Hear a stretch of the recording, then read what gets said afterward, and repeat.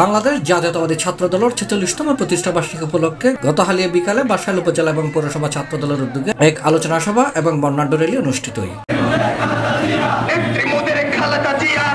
বাঁশখালী পৌরসভা সরকারি আলাউল কলেজ প্রাঙ্গণোত্তর আলোচনা সভা পরবর্তী এক বর্ণাঢ্য র্যালি বাসাইল উপজেলা এবং পৌরসভা ছাত্রদলের উদ্যোগে অনুষ্ঠিত হয়। রেলিও সরকারি আলাউল কলেজ উত্তর শুরু হয়ে বাঁশখালী উপজেলা সদর প্রদক্ষিণ করে আবারও আলাউল কলেজ মাঠ তাইরে সমাপ্ত হয়।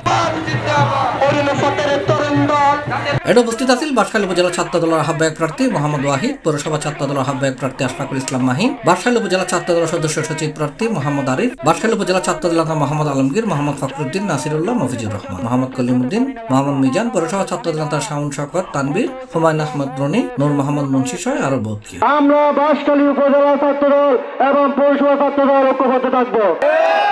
আমরা কোনো অন্যায়কে প্রশ্রয় দিব না, কারণ আমরা ছাত্রদল, আমরা তারেক মনোবল। এদেশের নির্যাতিত নিপীড়িত মানুষ, এদেশের রক্ষী বাহিনী দ্বারা নির্যাতিত হয়ে, মুজিব বাহিনী দ্বারা নির্যাতিত হয়ে যখন নিষ্পেষিত হচ্ছিল, তখন তারা বিকল্প খুঁজছিল। এই বিকল্প এছাড়াও বাঁশখালী উপজেলা পৌরসভার আওতাধীন বিভিন্ন ইউনিটের ছাত্রদলের নেতৃবৃন্দ উপস্থিত আছে।